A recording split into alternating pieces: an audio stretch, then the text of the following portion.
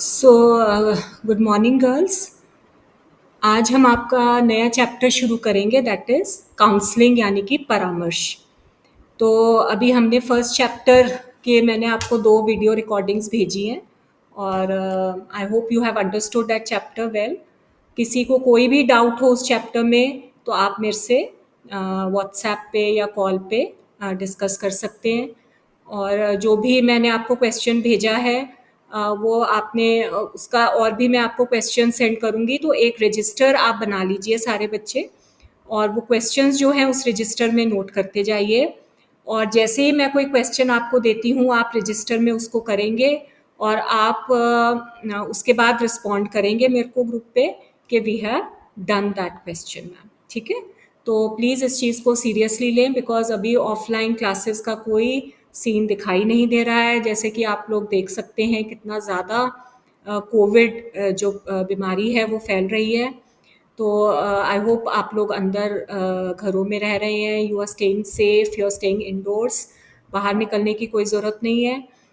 Books आपके पास नहीं है तो उसकी भी मैं आपको जो भी चैप्टर के नोट्स मैं आपको लेक्चर भेज रही हूँ तो उसके मैं आपको बुक को या चैप्टर को स्कैन करके वो भी मैं आपको एक पीडीएफ फॉर्मेट में आपके साथ शेयर कर दूंगी ताकि आप लेक्चर सुने और बुक्स में जो भी आपको भेजा जा रहा है नोट्स उनको पढ़कर और अपने अलग से एक रजिस्टर में नोट्स बनाएं और अपनी पूरी तैयारी रखें। जैसे ही सिचुएशन थोड़ी संभलेगी, कॉलेजेस खुलेंगे तो जो भी आपके डाउट्स होंगे ऑफलाइन आपको टाइमिंग्स के अकॉर्डिंगली बुला लिया जाएगा और आप अपने डाउट्स उसमें क्लियर कर सकते हैं। ठीक है बच्चों, सो आज हम एक नया चैप्टर शुरू करेंगे that is called counselling. Hindi में इसको परामर्श कहा जाता है। तो ये जो चैप्टर है इसमें मैं आपको 2 पार्ट्स में ये करवाऊंगी। ठीक है, तो आज जो है फर्स्ट पार्ट इस वीडियो में मैं आपको बता रही हूँ उसके बारे में, यानी कि काउंसलिंग किसे कहते हैं, इसका मीनिंग, इसके कैरेक्टरिस्टिक्स यानी कि विशेषताएं क्या होती हैं। ठीक है, and why do we need, इसकी आवश्यकता क्यों है काउंसलिंग की, और इसके बेसिक प्रिंसिपल्स यानी कि सिद्धांत क्या होते हैं। तो ये आपको मैं इस फर्स्ट पार्ट में ये 4 जो टॉपिक्स हैं वो हम कवर करेंगे। फिर नेक्स्ट जो वीडियो मैं आपको भेजूंगी 1-2 दिन में, तो उसमें हम नेक्स्ट पार्ट जो है इस चैप्टर का वो कवर करेंगे, यानी कि कौन से ऐसे एरियाज हैं, स्पेशल एरियाज जहाँ पर काउंसलिंग की नीड होती है and different types of counselling. ठीक है, तो ये 2 पार्ट्स हैं आपके इस चैप्टर के। So now we will start with meaning, यानी कि what do you mean by counselling, या इसका मतलब क्या होता है, इसका अर्थ क्या है और किस तरीके से हम इसको परिभाषित कर सकते हैं। तो प्रत्येक जो व्यक्ति होता है अपना जीवन व्यतीत कर रहा है और लोगों के समाज में और लोगों के संदर्भ में या उनके साथ इंटरैक्ट करके, तो वो किसी ना किसी नेचर में कोई ना कोई गंभीर रूप में या माइल्ड फॉर्म में कोई ना कोई उसको समस्या आती है उसके इंटरैक्शंस में, जिसकी वजह से उसको अपने समायोजन करने में या एडजस्टमेंट्स करने में, सोशल इंटरैक्शंस करने में प्रॉब्लम आती है या मुश्किल आती है। तो इस समस्या का समाधान करने के लिए हम परामर्श यानी कि काउंसलिंग का सहारा लेते हैं। तो परामर्श यानी कि काउंसलिंग जो है एक प्रकार का गाइडेंस का ही पार्ट होता है। गाइडेंस या निर्देशन का दिल जो है उसको हम परामर्श कहते हैं। It is the heart of guidance, इतना ज्यादा इंपॉर्टेंट पार्ट है गाइडेंस का परामर्श। ठीक है, तो इसमें बेसिकली 2 ये व्यक्ति होते हैं, इंडिविजुअल या व्यक्तिगत तौर पर ये परामर्श करा जाता है। तो 2 व्यक्ति इन्वॉल्व होते हैं इसमें। एक होता है आपका क्लाइंट यानी कि सेवार्थी कहते हैं उसको, परामर्शग्राही भी कहा जाता है, मोर टेक्निकल लैंग्वेज का अगर हम इस्तेमाल करें, बट यहाँ पर आप लोग सेवार्थी या क्लाइंट संज्ञा का इस्तेमाल कर सकते हैं। और दूसरा व्यक्ति जो है उसको हम काउंसलर कहते हैं, परामर्शदाता कहते हैं। ठीक है, तो ये 2 व्यक्ति इन्वॉल्व होते हैं। परामर्शदाता कौन है, जो काउंसलर होता है, जो गाइड कर रहा है। ठीक है, और सेवार्थी यानी कि क्लाइंट वो पर्सन होता है जो अपनी कोई ना कोई प्रॉब्लम लेकर, अपनी कोई ना कोई समस्या लेकर काउंसलर के पास आता है। और ये माना जाता है कि जो काउंसलर होगा वो सेवार्थी से ज़्यादा समझदार होगा, ज़्यादा स्किल्ड होगा, ज़्यादा अनुभवी होगा, ज़्यादा उम्र का भी हो सकता है, ज़्यादा समझदार होगा, ठीक है। तभी वो अपनी जो भी ज्ञान है, अपना जो भी नॉलेज है परामर्श से रिलेटेड, वो सेवार्थी को या क्लाइंट के साथ वो शेयर करता है या उसको हेल्प करता है उस चीज़ के लिए, ठीक है। तो now we come to the exact definition, यानी कि मीनिंग, परिभाषा क्या है परामर्श की या काउंसलिंग की। तो इसमें आप लोग दो बेसिक डेफिनेशंस मैं आपको बता देती हूँ, कौन सी आप कर सकते हैं। एक तो रेन की डेफिनेशन है, 1951 में उन्होंने ये डेफिनेशन दी थी।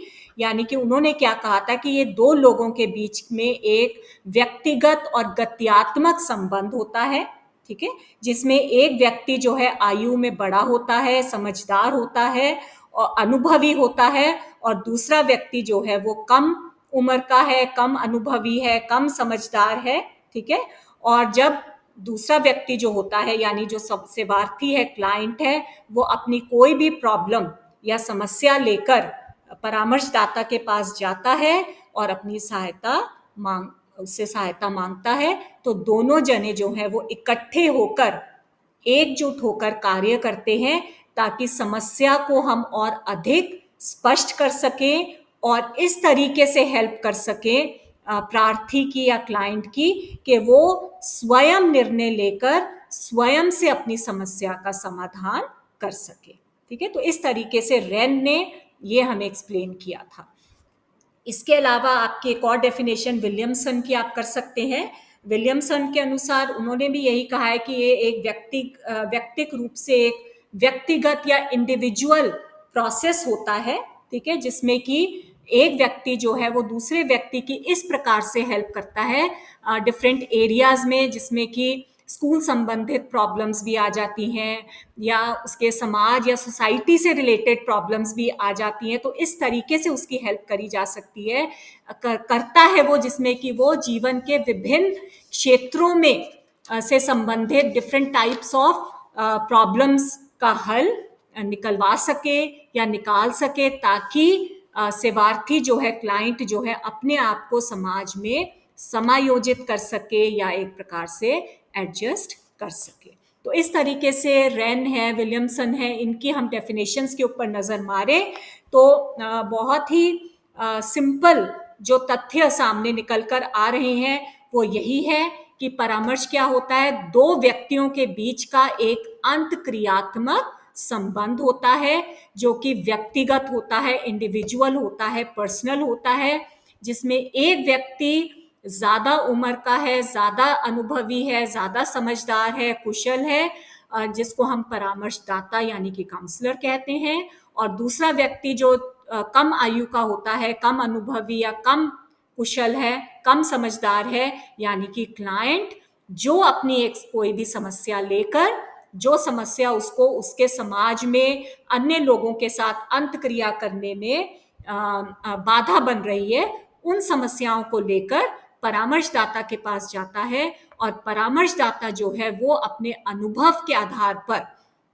विभिन्न प्रकार के संसाधनों का इस्तेमाल करके इस प्रकार से सेवार्थी की मदद करता है कि वो अपने अंदर सूझबूझ को या इंसाइट को डेवलप करे, अपनी समस्या को समझे, एक्सेप्ट करे और स्वयं निर्णय लेकर अपनी समस्या को सॉल्व करने का प्रयत्न करे, ताकि फ्यूचर में अगर किसी भी प्रकार की प्रॉब्लम सिमिलर या किसी और प्रकार की प्रॉब्लम उस सेवार्थी के सामने आती है तो वो स्वयं से, खुद से उस समस्या को सॉल्व करने के काबिल हो। उस वक्त उसको किसी परामर्शदाता के पास जाने की जरूरत नहीं पड़ती।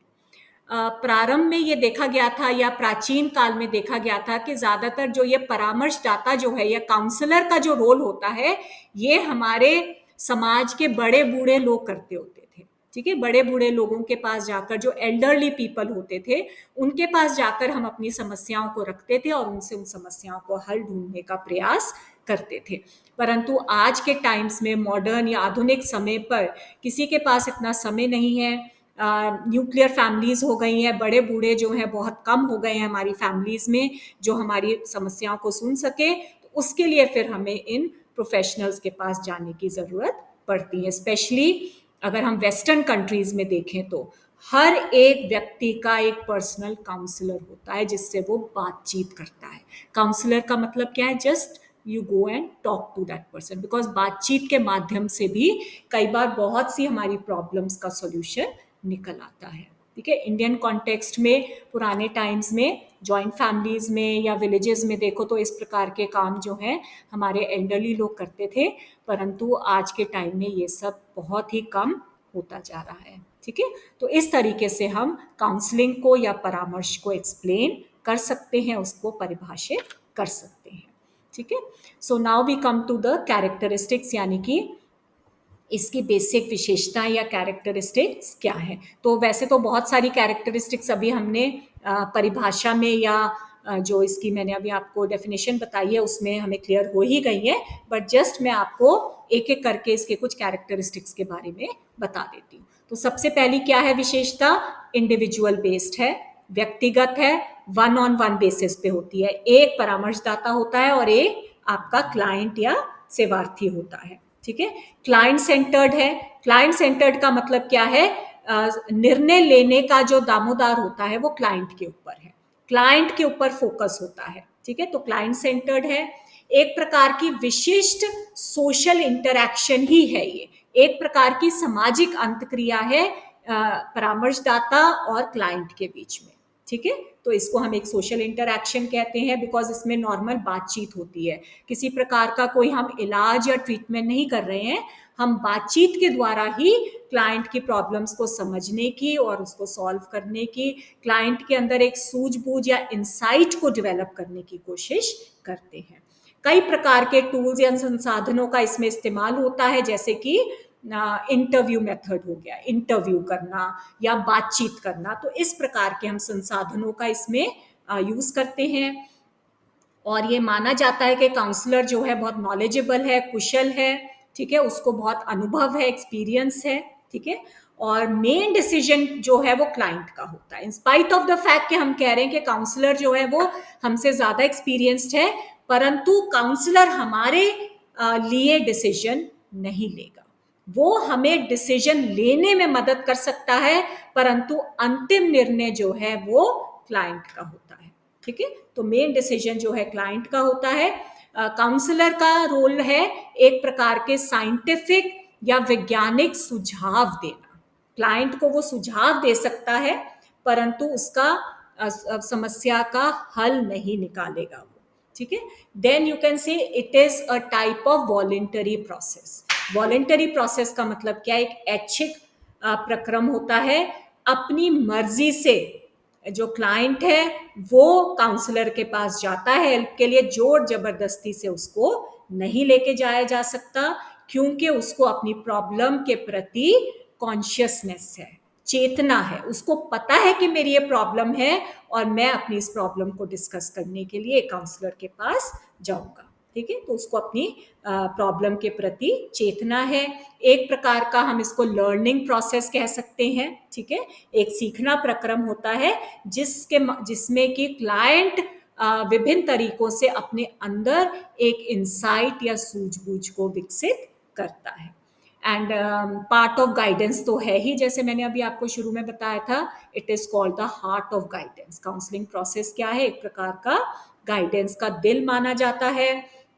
क्लाइंट और काउंसलर के बीच का एक कोऑपरेटिव एफर्ट होता है, एक प्रकार का सहकारी प्रक्रम है। दोनों को ही मिलजुल कर एक प्रोएक्टिव वे में पार्टिसिपेट करना पड़ता है। ये नहीं है कि क्लाइंट बिल्कुल चुपचाप बैठा रहेगा और काउंसलर उसको उसके प्रॉब्लम्स का हल बताता रहेगा, या फिर काउंसलर चुपचाप बैठा रहेगा, क्लाइंट जो मर्जी आके बोलता रहेगा और बोलकर चला जाएगा। ऐसा नहीं है, दोनों को ही इसमें पार्टिसिपेट करना जरूरी होता है। ठीक है, और एक ऐसा सामाजिक प्रक्रम है, ये इंटरैक्शन है जिसमें एक व्यक्ति ज्यादा समझदार है, जैसे कि हमारा काउंसलर, और एक व्यक्ति थोड़ा कम समझदार होता है, जैसे कि हमारा क्लाइंट।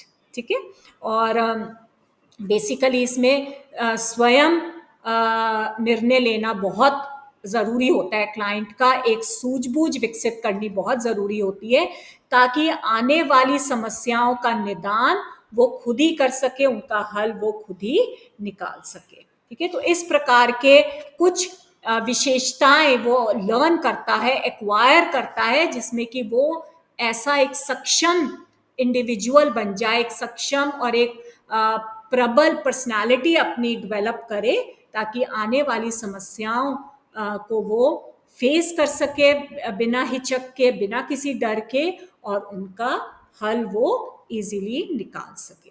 तो इस प्रकार की विशेषताएं जो हैं उसको एक्वायर करनी होती हैं इस प्रकार के काउंसलिंग प्रोसेस के द्वारा। ठीक है, एडजस्टमेंट करना, समाज में एडजस्टमेंट करने के ऊपर एम्फोसिस होता है।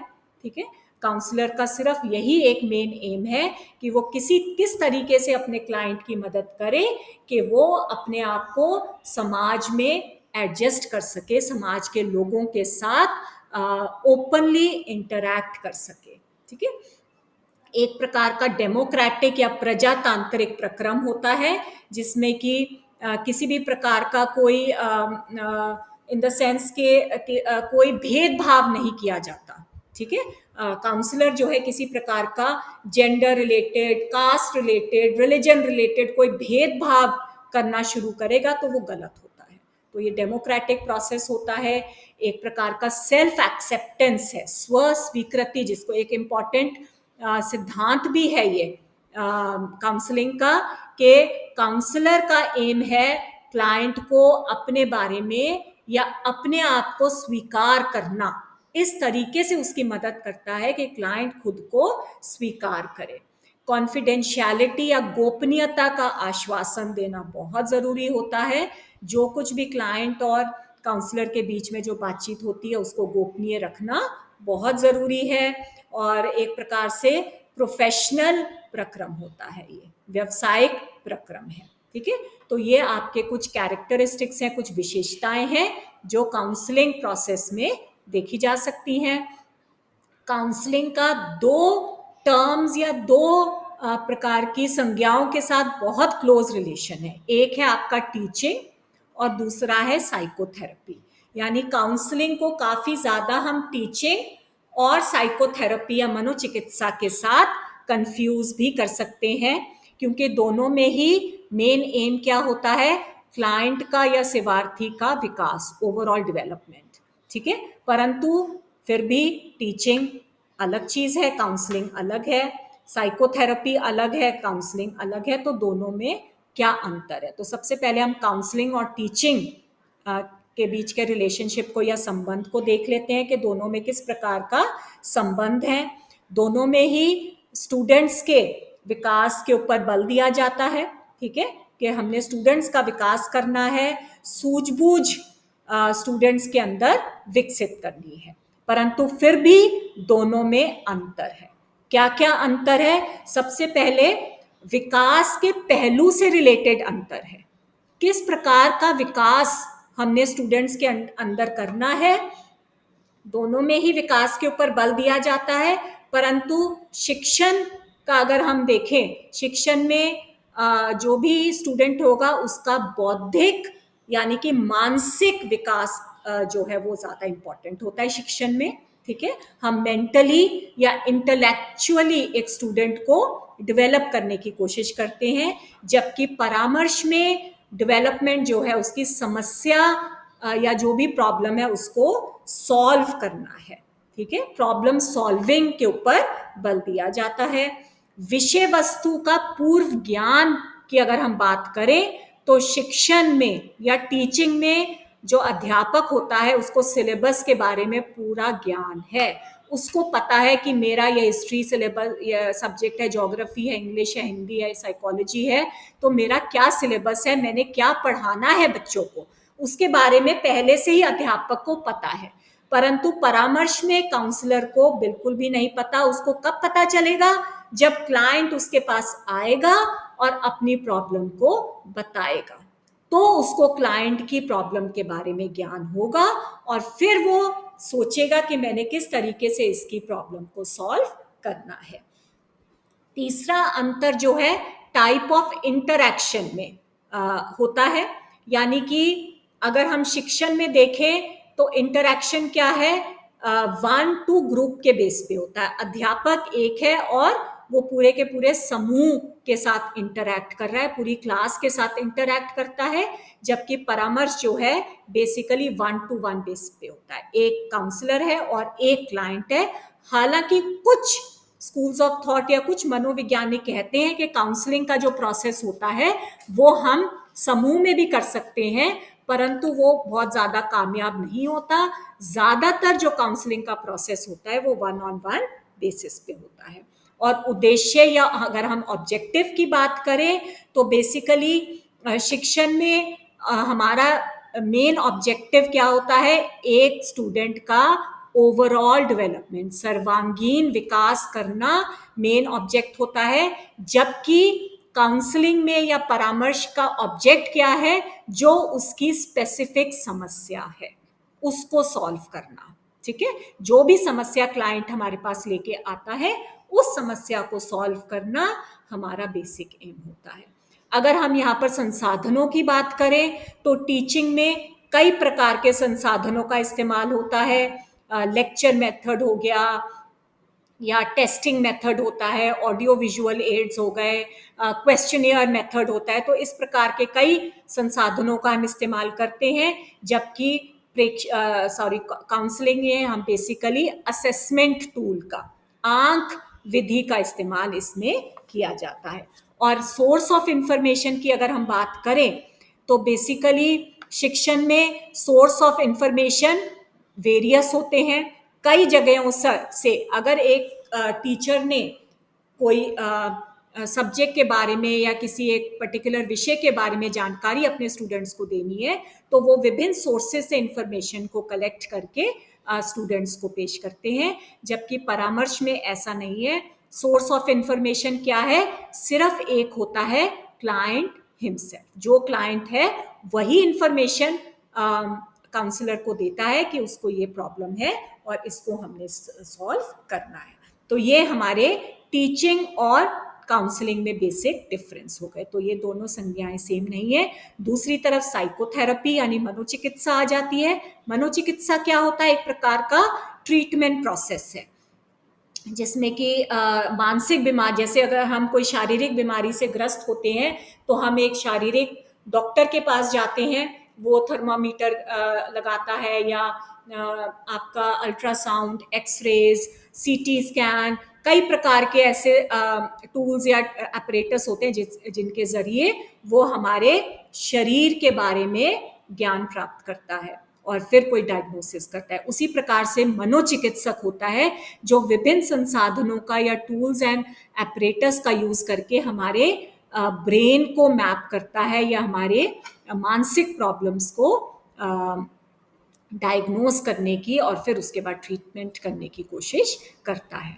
ठीक है, तो मनोचिकित्सक तो ये होता है। और आपका जो काउंसलर है, परामर्शदाता है, उसका काम होता है कि जो समस्या आपको क्लाइंट लेके आता है उनको सुनना और उसके बारे में बातचीत करना, यानी कि माइल्ड फॉर्म होता है किसी भी प्रकार की प्रॉब्लम का या किसी भी प्रकार की समस्या को सॉल्व करना। ठीक है, एक माइल्डर फॉर्म में ये किया जाता है। तो दोनों में क्या डिफरेंस है, एक तो नेचर ऑफ प्रॉब्लम, जैसे अभी मैंने आपको बताया, मनोचिकित्सक जो है बहुत ही ज्यादा जटिल और तीव्र टाइप की बीमारियों का इलाज करते हैं, मानसिक बीमारियों का इलाज करते हैं। उनका जो कार्य क्षेत्र जो होता है वो बहुत ही विशिष्ट होता है, बहुत ही नैरो होता है।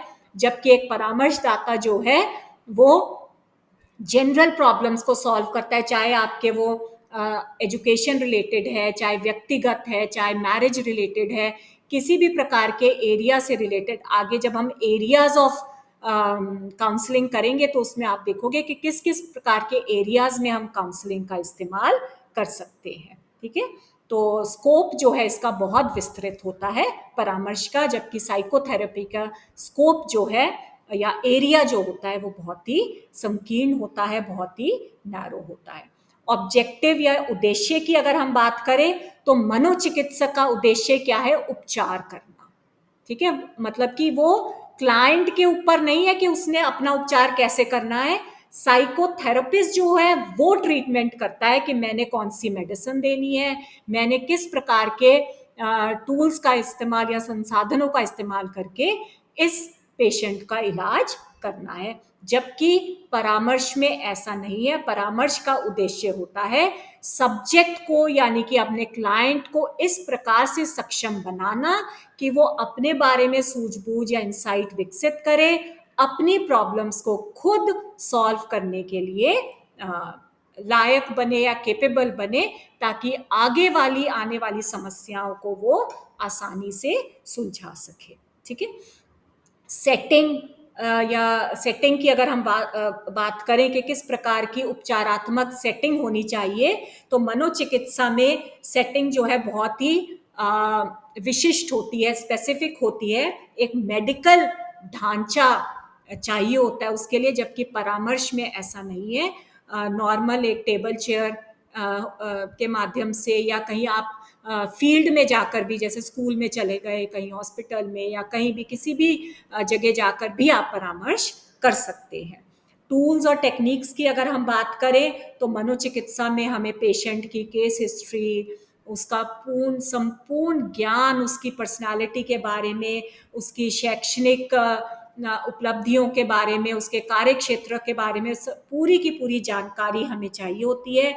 जबकि परामर्श में ऐसा कुछ नहीं है। उसमें सिर्फ क्लाइंट की प्रेजेंट सिचुएशन क्या है, उसकी इंटरेस्ट क्या है, किस प्रकार की समस्या है और उस समस्या का हम हल कैसे कर सकते हैं, तो इसके ऊपर ज़्यादा जोर दिया जाता है। योग्यता की बात करें तो ऑब्वियसली एक मनोचिकित्सक और एक परामर्शदाता दोनों ही योग्य होने, क्वालिफाइड होने बहुत ज़रूरी है, परंतु अलग अलग प्रकार की क्वालिफिकेशन चाहिए होती है। सेशंस और टाइमिंग्स की अगर हम बात करें तो मनोचिकित्सा जो है बहुत ही लंबा प्रोसेस होता है, कई उसमें सेशंस होते हैं, कई दिन लग जाते हैं, जबकि परामर्श में इस प्रकार से बहुत ज़्यादा समय नहीं लगता।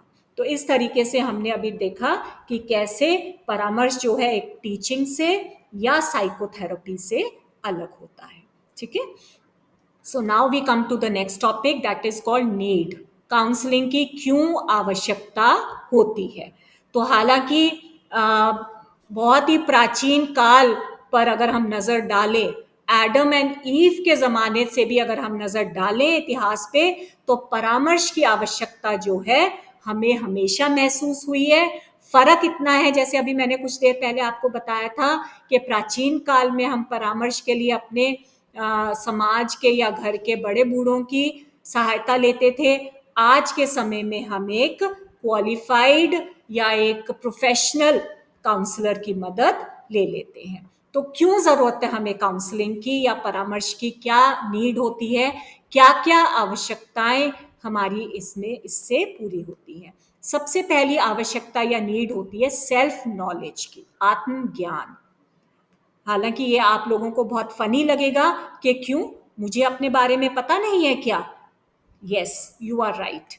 बहुत बार ऐसा होता है, हमें अपने बारे में संपूर्ण ज्ञान नहीं होता। कौन कौन सी ऐसी धनात्मक या कौन कौन सी ऐसी नकारात्मक विशेषताएं हमारे अंदर हैं, we are not even aware. हमारे अंदर कौन सी योग्यताएं हैं, कौन सी क्षमताएं हैं, किस प्रकार से हम केपेबल हैं, ये या हमारी संभावनाएं क्या हैं, हमारे इसके बारे में पूर्ण रूप से ज्ञान नहीं होता, और इसके लिए हमें परामर्श की आवश्यकता होती है। परामर्श को हम एक प्रकार से सर्च लाइट भी कह सकते हैं। जैसे एक सर्च लाइट के माध्यम से अंधेरे में हम देखते हैं कहाँ पर कौन सी वस्तु रखी है, तो उसी प्रकार से परामर्श के माध्यम से अपने अंदर हम झांकते हैं कि हमारे अंदर कौन सी विशेषताएं हैं, पॉजिटिव, नेगेटिव, क्या हमारी कैपेबिलिटीज हैं, इंटरेस्ट, रुचियां हमारे अंदर कौन कौन सी हैं। और इसके लिए परामर्शदाता जो है विभिन्न टूल्स का इस्तेमाल करता है, जैसे कि साक्षात्कार विधि हो गई या क्वेश्चनियर मेथड हो गया। ठीक है, तो इस प्रकार की विधियों के द्वारा वो क्लाइंट से उसके बारे में बहुत कुछ हासिल कर लेता है, उसकी पर्सनालिटी के बारे में बहुत कुछ हासिल कर लेता है, और कौन कौन से उसके अंदर की नेगेटिविटीज क्या हैं, डिस्टॉर्शंस या विरूपण किस प्रकार के हैं उसके अंदर, उनको भी वो जानकारी हासिल करके क्लाइंट को इसके बारे में अवगत कराता है, कि ताकि क्लाइंट को अपने बारे में संपूर्ण ज्ञान हो सके। तो ये पहली नीड होती है। जब आपको सेल्फ ज्ञान हो गया तो फिर नेक्स्ट नीड अराइज होती है सेल्फ एक्सेप्टेंस की, स्व आत्म स्वीकृति जिसको कहते हैं। ठीक है, हमें अपने आप को अपनी नेगेटिव और पॉजिटिव पॉइंट्स या विशेषताओं के साथ एक्सेप्ट करना है, स्वीकार करना है। हमें पता होना चाहिए कि हमारे अंदर ये नकारात्मक विशेषताएं हैं। कई बार हम इनको स्वीकार करने के लिए तैयार नहीं होते, कई बार हम अपने पॉजिटिव विशेषताओं को स्वीकार नहीं करते। हमारे अंदर इतनी ज्यादा इन्फीरियोरिटीज होती हैं कि हम इस चीज को एक्सेप्ट ही नहीं करते कि हम इस चीज के लिए केपेबल हैं, हम कोई भी कार्य करने के लिए केपेबल हैं। हमारी फिजिकल स्ट्रक्चर के प्रति हमारे अंदर कॉन्फिडेंस नहीं होता। ठीक है, तो अपनी पर्सनालिटी को, अपने आप को हमें स्वीकार करने के लिए भी परामर्श की जरूरत होती है।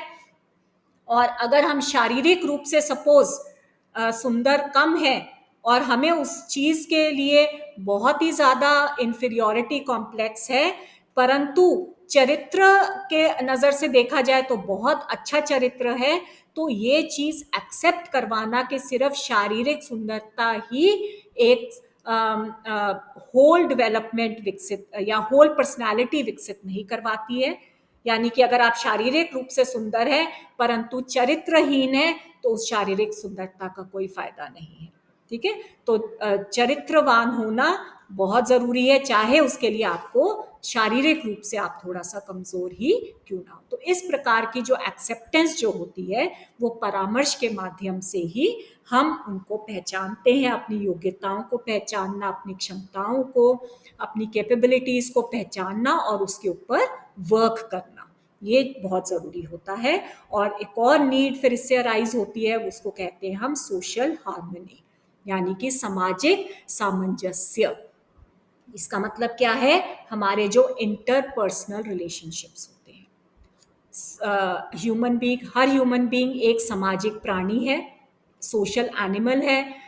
We need other people in our society. अपने वातावरण में हमें और लोगों की ज़रूरत होती है, उनके साथ हम अंतक्रिया करते हैं, उनके साथ हम इंटरैक्ट करते हैं, बातचीत करते हैं और अपने आप को एक संपूर्ण ह्यूमन बीइंग के रूप में एक्सेप्ट करते हैं। परंतु बहुत से ऐसे लोग होते हैं जो इस प्रकार के इंटरैक्शंस में सफल नहीं हो पाते, एडजस्ट नहीं कर पाते हैं अपने आप को अपने समाज में और लोगों के साथ।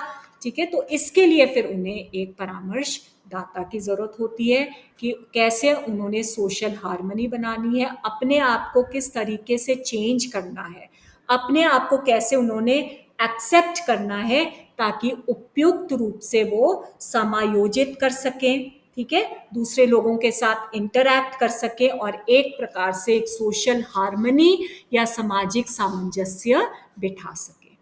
एंड अनदर नीड जो है इसकी वो है उपचारात्मक या प्रिवेंटिव नीड्स होती हैं। ठीक है, किसी को अगर कोई समस्या है तो कैसे हम उसका उपचार कर सकते हैं, और समस्या नहीं है तो समस्या कैसे नहीं बुलानी। Prevention is better than cure, we all know. ठीक है, तो कोई समस्या आने से पहले ही हम अपने आप को इस प्रकार से बना लें, अपनी पर्सनालिटी को इस प्रकार से डेवलप कर ले ताकि हमारे अंदर वो समस्या ही ना आए और हमारी जो एडजस्टमेंट्स हैं, हमारी जो इंटरैक्शंस है और लोगों के साथ, वो किसी भी प्रकार से कोई उसमें कोई रुकावट ना आए, कोई अवरोध ना आए, और कैसे हम एक प्रोएक्टिव ढंग से अपने समाज में और लोगों के साथ व्यवहार करें ताकि ना हमें कोई दिक्कत हो, ना किसी और को हमारे से दिक्कत हो। तो इन सब कामों के लिए भी हम लोग परामर्श जो है हमारे लिए बहुत ही आवश्यक है, नीडफुल है। We need counselling for this purpose also. ठीक है, तो ये था why do we need counselling, counselling की नीड क्यों है हमारे को। फिर आपका नेक्स्ट टॉपिक आता है बेसिक प्रिंसिपल्स ऑफ काउंसलिंग, यानी कि परामर्श के आधारभूत सिद्धांत क्या हैं, बेसिक प्रिंसिपल्स क्या होते हैं जो कि एक काउंसलर को बहुत आवश्यक होते हैं यूज करने जब भी वो एक काउंसलिंग प्रोसेस होता है। तो ये काउंसलर के लिए बहुत इंपॉर्टेंट होते हैं, ये जो प्रिंसिपल्स होते हैं, ये जो सिद्धांत होते हैं। सबसे पहला सिद्धांत है स्वीकृति या एक्सेप्टेंस। इसका क्या मतलब है, किसी भी प्रकार का क्लाइंट क्यों ना आ जाए आपके पास, आपको उसको खुले दिल से एक्सेप्ट करना है।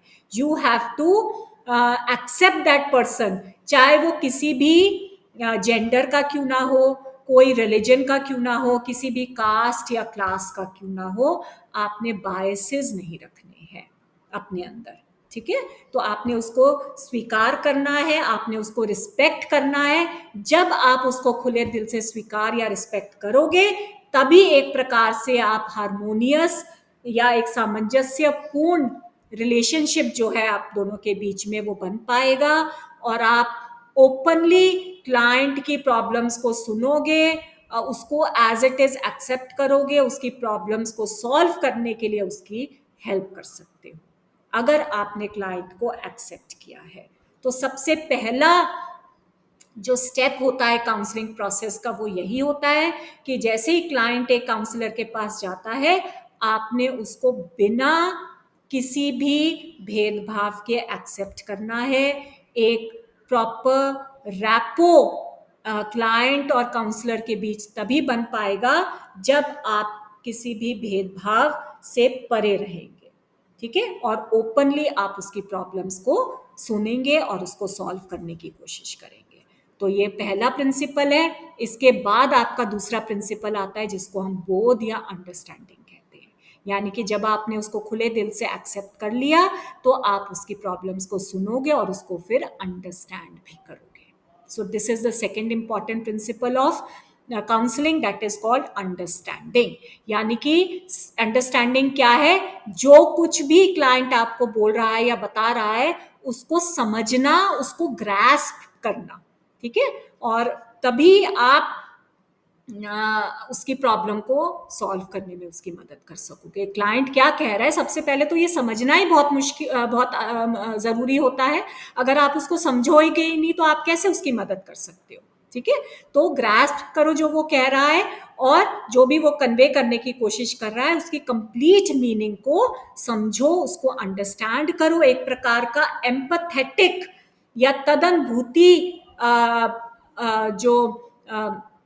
जो एक रिलेशन है अपने दोनों के बीच में, वो आप बनाओ। यानी कि अपने आप को क्लाइंट की जगह देखकर सोचो कि क्लाइंट कैसा इस वक्त महसूस कर रहा है या वो क्या मुझे कहना चाह रहा है। तो ये बहुत इंपॉर्टेंट होता है कि आपने अपने आप को क्लाइंट की नजरों से देखना है, ठीक है। सॉरी, आपने क्लाइंट को क्लाइंट की नजरों से देखना है कि कैसे क्लाइंट अपने आप को देख रहा है, आपने भी क्लाइंट को उसी नजर से देखना है, और फिर उसके अंदर जो भी आपने चेंजेस लाने हैं वो बात की बात है, ठीक है। सबसे पहले को एज इट इज उसको आप एक्सेप्ट करो, उसकी प्रॉब्लम्स को सुनो, समझो, ग्रास्प करो। फिर आपका तीसरा प्रिंसिपल आता है, दैट इज कॉल्ड कम्युनिकेशन, संचार। यानी एक दूसरे के साथ बातचीत फिर शुरू होगी, ठीक है। तो ये आपका, हालांकि इसको तीसरा स्थान दिया गया है, परंतु ये तीनों जो प्रिंसिपल्स हैं, एक्सेप्टेंस, अंडरस्टैंडिंग और कम्युनिकेशन, ये तीनों बहुत ही ज्यादा एक दूसरे से मिले हुए हैं, गुथे हुए हैं। तीनों ही एक दूसरे के बिना अधूरे हैं। तो कम्युनिकेशन का क्या मतलब होता है कि ओपनली एक दूसरे, जैसे क्लाइंट को जब ये रियलाइज हो जाता है कि काउंसलर ने मुझे एक्सेप्ट कर लिया है या मेरी बात को वो अंडरस्टैंड कर रहा है, तो फिर वो और ज़्यादा बिना हेजिटेशन के अपनी प्रॉब्लम्स को आपके सामने कम्युनिकेट कर सकता है। और आप भी जो भी उसकी प्रॉब्लम्स हैं उसको जब आप समझने लगोगे, तो आप उसकी समस्याओं का निवारण के लिए या उसके सुझावों को या सजेशंस को देने के लिए आप भी खुले दिल से उसके साथ कम्युनिकेट करना शुरू कर देते हो। तो ये भी एक बहुत ही इम्पॉर्टेंट सिद्धांत होता है काउंसलिंग का। और चौथा सिद्धांत आ जाता है एक प्रजातांत्रिक वातावरण, डेमोक्रेटिक एनवायरनमेंट। इसका मतलब क्या है कि क्लाइंट को उसके राइट्स क्या हैं, अधिकार क्या हैं, वो पहचानने बहुत ज़रूरी होते हैं, उनके ऊपर महत्व देना बहुत ज़रूरी होता है, यानी कि वो उसको अपनी बात रखने का पूरा अधिकार देना चाहिए। ठीक है, आप उसको उसकी बातों को बीच बीच में काटना नहीं चाहिए। एक तरह से बिना उसकी बात को सुने समझे सिर्फ उसको देखकर आपने एक ओपिनियन बना लिया उसके बारे में, वो सारा गलत है। एक डेमोक्रेटिक एनवायरनमेंट का मतलब क्या है, आपने क्लाइंट को पूर्ण आज़ादी दी है, फ्रीडम दी है अपनी बात कहने की, और उसके बाद आप उसको सुझाव देते हो, और क्लाइंट को पूरी आज़ादी दी जाती है कोई भी सजेशन को एक्सेप्ट करने की। वो अंतिम निर्णय जो है क्लाइंट का होना चाहिए। तो ये एक डेमोक्रेटिक एनवायरनमेंट होता है। एंड अनदर प्रिंसिपल है निदान या डायग्नोसिस। हालांकि बहुत से ऐसे विद्वान या साइकोलॉजिस्ट हैं जो इस निदान या डायग्नोसिस एज अ प्रिंसिपल के विरुद्ध है, बिकॉज उनका ये मानना है कि परामर्शदाता का जो लक्ष्य या गोल या ऑब्जेक्टिव होता है कोई डायग्नोस करना या निदान करना नहीं होता, परंतु यहाँ पर निदान को हम एक बोध या अंडरस्टैंडिंग के रूप में ले सकते हैं। ठीक है, कि आप जब क्लाइंट की प्रॉब्लम्स को सुनोगे और उसको अंडरस्टैंड करोगे तभी तो आप उससे रिलेटेड सुझाव दोगे। तो वो निदान या डायग्नोसिस के रूप में ही हम इसको ले सकते हैं, और उसमें हम साक्षात्कार का या क्वेश्चनियर या ऑब्जर्वेशन विधि का इस्तेमाल करते हैं। यानी एक ऐसा प्रक्रम होता है निदान जिसमें कि व्यक्ति जो है अपनी समस्याओं को आपके सामने पेश करता है, आप उसकी समस्याओं को सुनते हो, उसको अंडरस्टैंड करते हो, और उसका हल कैसे निकल सकता है उसके बारे में आप कुछ सुझाव देते हो। ठीक है, तो ये this finishes with your principles. तो यहाँ पर हमने क्या क्या बच्चों इस वीडियो में डिस्कस किया है। सबसे पहले परामर्श किसे कहते हैं, इसकी बेसिक कैरेक्टरिस्टिक्स या विशेषताएं क्या होती हैं, परामर्श का टीचिंग और परामर्श का साइकोथेरेपी के साथ क्या रिलेशन है या किस तरीके से हम इनमें अंतर कर सकते हैं। Then we come to the needs of counselling, counselling की क्या क्या आवश्यकताएं हैं, एंड काउंसलिंग के प्रिंसिपल्स यानी कि इसके बेसिक या आधारभूत सिद्धांत। तो ये हमने आज ये डिस्कस किया है। आपका जो क्वेश्चन है, ठीक है, आपने अभी मैंने आपको फर्स्ट चैप्टर में से एक क्वेश्चन दिया था असाइनमेंट के तौर पर, और भी एक क्वेश्चन मैं आपको और दूंगी। काउंसलिंग का ये जो आज हमने करा है, इससे रिलेटेड आप क्वेश्चंस नोट करेंगे और एक रजिस्टर बनाकर उसमें लिखना शुरू करेंगे। ठीक है, यानी कि परामर्श किसे कहते हैं। ठीक है, क्वेश्चन नोट कीजिए, परामर्श किसे कहते हैं, इसकी बेसिक नीड्स का विवरण करें। ठीक है, तो इसमें आपने परामर्श किसे कहते हैं, इसमें आपने डेफिनेशन ऑफ काउंसलिंग करना लिखना है और उसकी कैरेक्टरिस्टिक्स। परामर्श किसे कहते हैं, डेफिनेशन एंड कैरेक्टरिस्टिक, और उसके बाद आ जाएगा आपका नीड्स ऑफ काउंसलिंग। इसी तरीके से आपका सेकंड क्वेश्चन है, परामर्श किसे कहते हैं, इसकी आधारभूत सिद्धांतों का विवरण करें। ठीक है, तो वही परामर्श किसे कहते हैं में आपकी डेफिनेशन और कैरेक्टरिस्टिक्स आ जाएंगी, और प्रिंसिपल्स में आपके ये जो मैंने आपको 5 प्रिंसिपल्स कराए हैं, acceptance, understanding, communication, democratic environment and diagnosis, ये आपके 5 प्रिंसिपल्स हैं, इनको आपने डिस्कस करना है। तो ये आपके 2 क्वेश्चंस हैं, ये आपने करने हैं। अपनी एक रजिस्टर बनाएंगे जैसे आप हर सेमेस्टर में बनाते हैं, और ये करना शुरू करें उसमें।